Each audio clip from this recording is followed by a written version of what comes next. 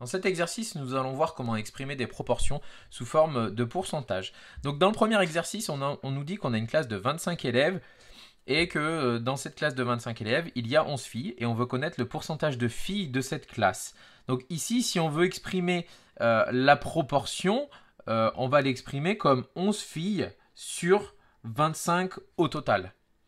Cette proportion-là, on voudrait l'exprimer sous forme d'un pourcentage. Rappelons-nous qu'un pourcentage, c'est ni plus ni moins qu'une fraction de dénominateur 100. Donc il nous reste simplement à écrire cette fraction sous forme d'une autre fraction qui est égale à celle-ci, mais avec un dénominateur 100. Comment passer de 25 à 100 ? Simplement en multipliant par 4. Et on a vu que pour garder des fractions égales, si on multiplie par 4 le dénominateur, on va multiplier par 4 le numérateur et on obtient ainsi 44 sur 100, ce qui revient à dire 44%. C'est l'autre écriture du pourcentage. On peut l'écrire sous forme d'une fraction de dénominateur 100. Donc ici, la proportion de filles dans cette classe, c'est 44%.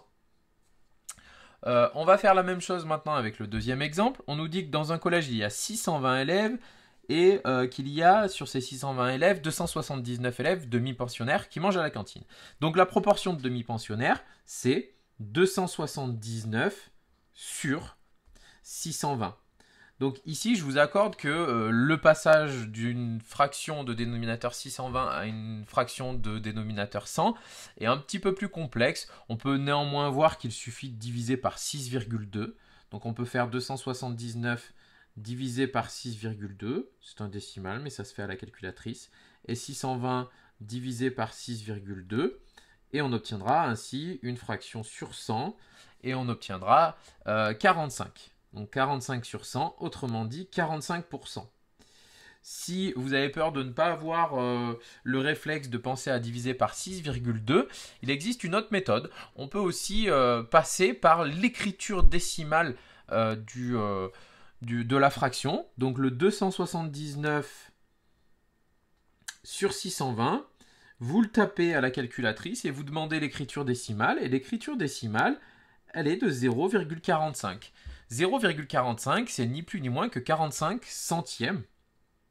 Autrement dit, 45 sur 100. Il suffit ensuite de multiplier par 100 pour l'avoir sous forme d'une fraction sur 100. Autrement dit, d'un pourcentage. Donc on peut ici passer par l'écriture décimale de la proportion. Ça nous permet, dans les cas où le passage à une fraction sur 100 est compliqué, voire impossible, ce qu'on va voir au cas numéro 3, d'obtenir quand même un pourcentage. Donc pour la troisième et dernière question, on a 79 € d'économie et on en dépense 18 pour s'acheter un t-shirt. On veut connaître le pourcentage d'économie qu'on a dépensé. Et donc ici, si on l'écrit sous forme d'une proportion, ça fait 18 sur 79. Mais il est cette fois-ci impossible de passer par une multiplication décimale pour aller d'une fraction de dénominateur 79 à une fraction de dénominateur 100. Donc on est obligé de passer par la méthode qu'on a expliquée juste avant, c'est-à-dire de passer par l'écriture décimale. Et si on fait l'écriture décimale, on a une valeur approchée, on n'a pas une valeur exacte. On trouve environ 0,2278. Donc ça, c'est une écriture approchée. Et donc, si on ramène cette écriture décimale à une fraction sur 100, on va obtenir environ 22,8 si on arrondit, ou 22,78, mais on nous demande d'arrondir au dixième. Donc 22,8 sur 100. Autrement dit, 22,8%. Et voilà notre fraction en pourcentage arrondie au dixième comme on l'a demandé.